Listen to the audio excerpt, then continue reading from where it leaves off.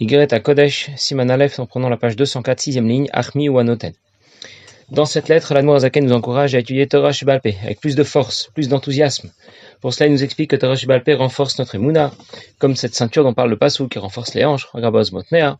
Les hanches sont le socle du système sur lequel les autres membres du corps sont construits, jusqu'à la tête. Et de la même manière, la Emouna sera le socle de la réflexion que l'on va mener au sujet de l'existence de Dieu, de la grandeur de Dieu, afin de développer plus d'amour, de crainte pour Dieu. Dans la pratique Torah Mitzvot, la Emouna seule sera défaillante parce que on ne sera pas capable de parfaitement l'intégrer. La réflexion seule est aussi défaillante, parce qu'elle est limitée par nos capacités, par nos moyens intellectuels.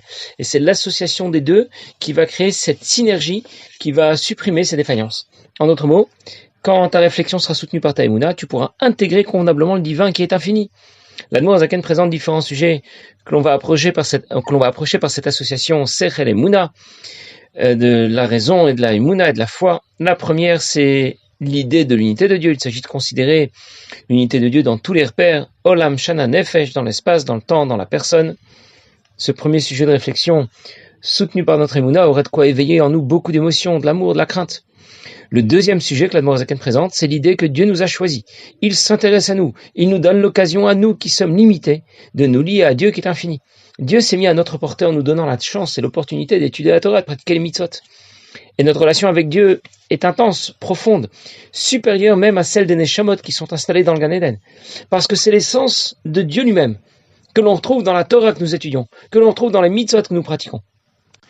On pourra donc considérer la grandeur et l'unité de Dieu, le fait qu'il s'intéresse à nous. Et le fait d'avoir une relation privilégiée avec Dieu supérieure à celle des Malachim ou des Neshamot. Et on aura donc de bonnes raisons d'aimer ou de craindre Dieu, d'un amour et d'une crainte réciproque. Et plus le roi est grand, plus le fait qu'il s'intéresse à nous va éveiller davantage nos émotions, notre amour et notre crainte pour Dieu. Cet amour et cette crainte de Dieu qui sont basés sur la réflexion que nous allons mener, une réflexion soutenue par notre Emouna. Alors je récapitule, dans notre approche du divin, on distingue la Emouna, la foi, le Sechel, l'intellect, la réflexion, la raison, les Midot, les sentiments, l'amour, la crainte, l'enthousiasme. Ça veut dire que nous devons à la fois croire en Dieu, nous devons aussi penser à lui, réfléchir et comprendre qui il est, et nous devons l'aimer et le craindre. Tout cela à la fois, comme le corps, qui lui aussi est constitué des hanches qui correspondent à la Emouna, d'une tête qui correspond au Sechel, à l'intellect, et des bras qui vont correspondre aux Midot. Les hanches toutes seules ne savent pas où aller. La tête toute seule n'irait pas très loin. Et les bras sans la tête et les hanches ne peuvent pas fonctionner. Les membres du corps vont fonctionner en harmonie. Les hanches, la tête et les bras vont fonctionner en synergie. Et de la même manière, notre approche du divin doit faire intervenir à la fois notre Emouna, notre intellect et nos émotions, nos midot. On a donc vite fait de dire quelle est la bonne recette. La Emouna associée au Sechel, la foi associée à l'intellect, à la raison. Sauf que mais la Emouna et le Sechel sont opposés dans leur nature. La Emouna fait disparaître ma Metsiout, mon existence. Alors que le Sechel, au contraire, l'intellect et la raison vont mettre en avant ma Metsiout et mon existence. Il faut donc faire la jonction entre ces deux approches. Et c'est l'idée du mot dans le Passouk qui dit Chagra Bozmotner. C'est la ceinture dont parle le Passouk. La ceinture qui va faire la liaison entre ces deux approches complètement différentes. Celle du Sechel, de la raison, de la réflexion, et celle de la Emouna, de la foi et de la soumission. Qu'est-ce qui sera en mesure de faire la liaison entre les deux? C'est la Torah, Chagra Be'oz Motner. La Torah qu'on appelle Oz, la force. La ceinture, Chagra Be'oz Motner, permet de relier les hanches au reste du corps et à la tête, comme la Torah va permettre de relier la Emouna, le Sechel, la foi et l'intellect dans notre approche du divin. Comment la Torah peut permettre d'établir cette liaison qui est totalement impossible au départ? Ces deux mondes ne communiquent pas ensemble. Le Sechel et la Emouna s'opposent par principe. Il faut donc une intervention d'un niveau supérieur qui pourra les réunir. Et c'est ce que représente la Torah, Torah Sheba'al Peh en particulier, qui a une dimension supérieure et qui aura donc la force de faire le lien entre la raison et la foi, la soumission, entre le Sechel et la Emouna, Chagra Be'oz Motner. C'est elle qui fera la liaison entre ces deux extrêmes. En général, nous avons plutôt tendance à fonctionner sur le mode Sechel, sur l'intellect, sur la raison, un peu moins sur le mode Emouna, la foi et la soumission. En général, on va plutôt tout savoir, tout comprendre. C'est la logique et la raison qui valident la plupart de nos décisions. Notre Emouna a donc besoin d'être renforcée. Et de cette manière, elle pourra soutenir notre réflexion. C'est la Torah qui fera la transition entre le Sechel et l'Emouna. En d'autres mots, je dois d'abord me soumettre à Dieu, c'est l'Emouna. Et je dois ensuite penser à Dieu, c'est le sechel. Je vais enfin construire la motivation qui me conduira à pratiquer Torah et Mitzvot. Alors je vais le lire dans les mots. Achmi ou anoten koach ve'oz leprinat motnaim. Qu'est-ce qui donnera la force aux hanches, les amidul kaimarosh vazrot, de faire tenir la tête et les bras. C'est l'étude, l'investissement dans l'étude des halachot, de Torah shebe'alpeh, la Torah dans sa partie orale, shiprinat gilui ratzon elyon, qui correspond à la révélation de la volonté suprême de Dieu. De oraita mechachmai de nafkat. La Torah, c'est l'expression de la sagesse de Dieu. Aval mekora veshorcha ou le malamala meprinat rachma. Mais en vérité, elle provient de plus haut, au-delà de la sagesse. Onikra beshem ratzon elyon baruchu. Il s'agit de la volonté de Dieu qui est au-delà de la sagesse. Je continue encore une petite lignée, je vais reprendre. Comme dit le pasuk, katsina ratzon taterinu, comme un vêtement, tu la couronnes de ta volonté. Katarash et à la mochin shiberosh, comme une couronne qui est au-dessus des mochin, du cerveau, qui est dans la tête. Le Kanoda, l'image Katouva, le Pasuk, comme on sait bien ce qui est écrit au sujet du Pasuk, Eshet Chayil Ateret Bala, une femme vertueuse, est la couronne de son mari, tout celui qui apprend les halachot chaque jour, il est sûr de gagner l'Olam Haba. Bien. Qu'est-ce que la Admorazaken vient de nous dire?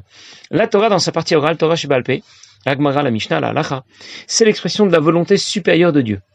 Cette volonté qui dépasse notre logique, qui dépasse notre raison. Mais, cette volonté suprême de Dieu, ce Ratzon Ha'elyon, vient tout de même se décliner ensuite dans une certaine logique. Je vais le dire autrement. La volonté de Dieu précède la sagesse de Dieu que l'on trouve dans la Torah. Je vous donne un exemple. Nous mangeons des matzot à Pessah. Pour quelle raison? Quelle est la raison présentée par la Torah? Nous mangeons des matzot pour nous rappeler de la sortie d'Égypte. Mais pourquoi? Pourquoi 8 jours? Pourquoi pas toute l'année? On aurait pu s'y prendre autrement pour se souvenir de la sortie d'Égypte. On aurait pu construire des pyramides ou autre chose, je ne sais pas.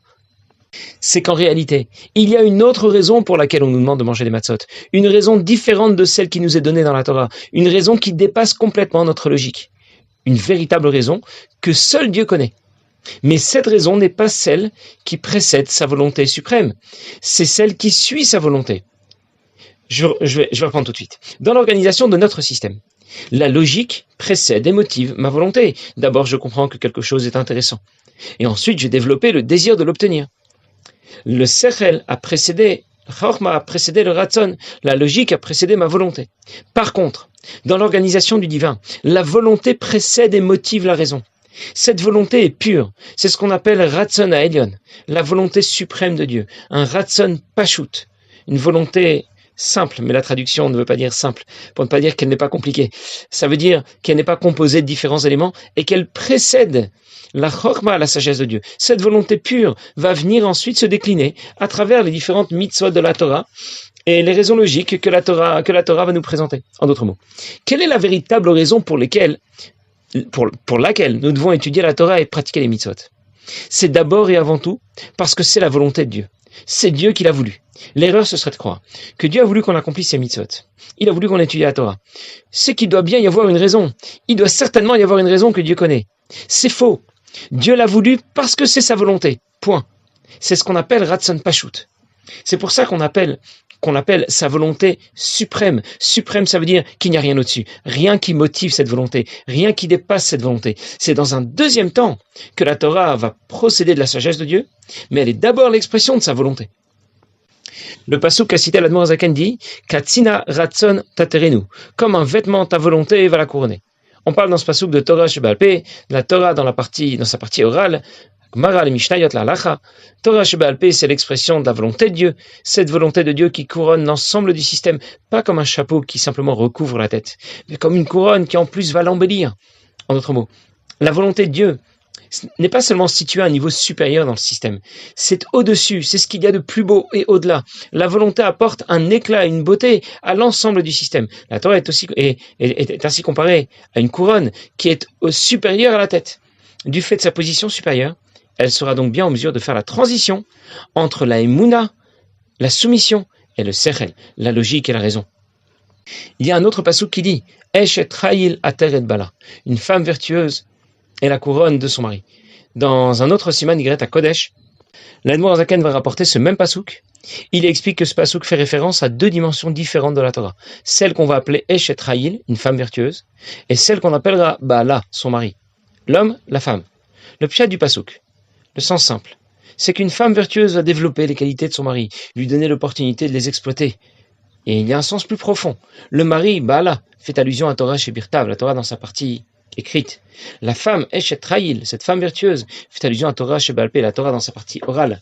Torah chez Baal Pé est la couronne de Torah chez Birtav. Torah chez Baal Pé est au-delà de Torah chez Birtav. Elle développe et elle exploite les informations que nous transmet Torah chez Birtav. Torah chez Baal Pé est donc bien au-delà de l'ensemble du système et elle sera donc bien en mesure de réunir l'aïmouna, la soumission, et le sechel, la raison. C'est dans Torah chez Baal Pé, dans la Lachot, que je retrouverai l'expression de la volonté suprême de Dieu.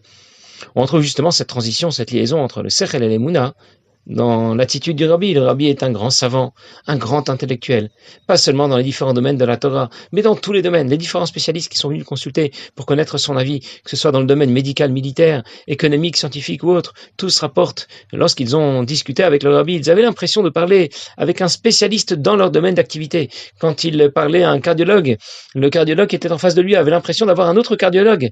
C'est un autre cardiologue à qui il parle. Quand il parlait à un général, quelqu'un qui est dans le militaire, et qu'il était en train de lui parler de la couleur des chars ou de la façon dont les chenilles doivent s'engager dans les chars. Le général avait l'impression que le Rabbi avait conduit un char toute sa vie, tellement il connaissait bien le système. Le Rabbi est un multispécialiste, un spécialiste multicarte, un génie. Que pourrait bien faire un génie comme le Rabbi? Il pourrait certainement fonder une yeshiva d'excellence. L'accès serait réservé à des esprits supérieurs, à des intellectuels de très haut niveau. Il pourrait réunir autour de lui la crème des rabbanim de la planète, étudier avec eux entre quatre murs. Et pourtant, qu'a fait le Rabbi? Il s'orientait dans une direction complètement différente. Il encourage les campagnes de promotion concrète des mitzvot, les miftseim, donnez la tzedaka, manger kasher, mettez les tefilin.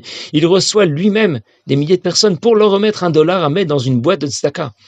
Ce comportement est a priori complètement opposé au caractère du Rabbi, à son intelligence, à son génie. Le Rabbi aurait pu tout à fait remettre des liasses de dollars à ses secrétaires, qui se seraient chargés de la distribution. Et pourtant, le Rabbi accepte de se soumettre lui-même à la volonté de Dieu pour pratiquer concrètement la mitzvah de tzedaka. On retrouve bien donc dans l'attitude du Rabbi cette transition entre une intelligence, un savoir extraordinaire, le sechel, et en même temps la soumission dans la pratique concrète, la emuna. Chabad, ça veut dire Chorma Bina Da'at, la sagesse, la compréhension, la connaissance. Ça représente les facultés intellectuelles de l'homme. On aurait vite fait l'erreur de croire que l'approche de Chabad, c'est une approche purement intellectuelle, uniquement intellectuelle. On développe de belles idées, on découvre des notions extraordinaires. En réalité, Chabad, c'est faire le lien entre la Emouna et le Sechel. C'est faire en sorte que ce que j'ai compris soit pénétré de soumission et de Emouna. Une sira où le Rabbi explique le passouk qui dit V'tovel b'shemen raglo, la bénédiction de Bnei Asher, l'huile. Il trempe son huile il trempe le pied dans l'huile. L'huile représente la sagesse, l'intelligence. L'huile est extirpée de l'olive, comme cette première idée que l'on extirpe du processus intellectuel. L'huile qui flotte au-dessus des autres liquides, comme la sagesse qui est la première des facultés intellectuelles de l'âme. Les pieds représentent l'action, la soumission. Tremper son pied dans l'huile, c'est faire la liaison entre la raison et la soumission. Le sechel et la emuna. Chabad, c'est donc associer les plus belles idées que développe la chassidoute et la pratique concrète. Et c'est bien l'idée de notre pasouk. Zeu chagraboz motnea.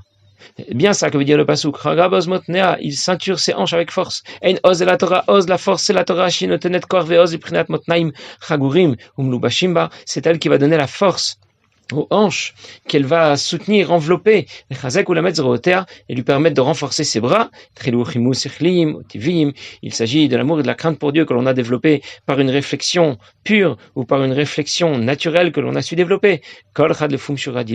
Chacun à sa mesure, chacun à sa hauteur, en fonction de ses moyens, et concernant le développement qu'obtiendra la tête dans cet ensemble, au sujet de la réflexion que l'on va pouvoir mener au sujet de la grandeur de Dieu, le pasuk dit,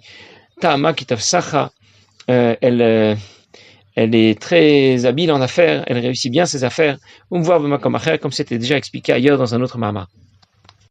Je vais reprendre tout de suite ce que l'Admor Zaken vient de nous dire. La Torah fait le lien entre le Sechel et la Emuna, entre la raison et la foi, la soumission, qui au départ ne marchent pas bien ensemble, qui au départ ne collent pas bien ensemble. On me demande de comprendre de comprendre Dieu, de penser à Dieu. Et on me demande en même temps de croire en Dieu, de me soumettre à Dieu. Croire en Dieu, c'est accepter de se soumettre, même si je ne comprends pas. Comprendre Dieu, c'est accepter de se soumettre à condition d'avoir compris. Et donc ça ne colle absolument pas ensemble. C'est la Torah qui fera le pont entre ces deux extrêmes. Le passouk dit toujours au sujet de notre femme vertueuse, Ta'ama k'tav sacha, le pshat, ça veut dire, elle connaît bien sa marchandise. Voilà une meilleure traduction en quelques mots. Elle sait bien la présenter, elle sait bien la vendre. Mais il y a un sens plus profond. Sacha, ça vient du mot socher, c'est un commerçant. Un commerçant qui tourne d'un endroit à l'autre pour vendre sa marchandise. Cela fait allusion à Sovev, cette dimension du divin qui est au-delà de la création. Cela correspond à ce que nous avons appelé le Ratson Haïdion, la volonté suprême de Dieu, qui est elle aussi au-delà de la création. Ta'ama représente la raison, la logique, Tam, les raisons des mitzvot qui sont présentées dans la Torah. Tov, c'est la bonté, c'est la volonté de donner. C'est un mouvement qui va du haut vers le bas. En d'autres mots, si on prend maintenant le pasouk, le Ratson Haïdion, Sachak, est à l'origine et au-delà de tous les développements logiques que présente la Torah. Qui Tov, le développement logique que la Torah présente est le résultat de Sacha, du Ratson Haïdion. La Mourazaken développe encore davantage ce pasouk dans un autre Mahama, mais voilà déjà pour une première idée. On raconte que le rabbi précédent a été un jour consulté un médecin qui lui a expliqué en long et en large qu'il ne devait plus fumer. Et quand la consultation s'est terminée, le médecin a pris quelques minutes pour discuter un peu avec le rabbi. Et il sort une boîte à cigares et il lui propose un cigare. Alors le rabbi lui demande, mais vous venez de me faire tout un développement, tout un topo sur les dangers du tabac, vous me proposez un cigare? Le médecin lui répond, il y a ce que je comprends et il y a ce que je fais. Ce sont deux choses différentes. Le rabbi lui a dit, moi, dès que vous m'avez parlé, j'ai pris la décision il y a quelques minutes de ne plus fumer et je vais m'y tenir. Une autre fois, c'est son père, le rabbi Rachab, qui a été interrogé par un médecin. Le médecin lui a demandé, qu'est-ce que la chassidoute nous apporte de plus déjà?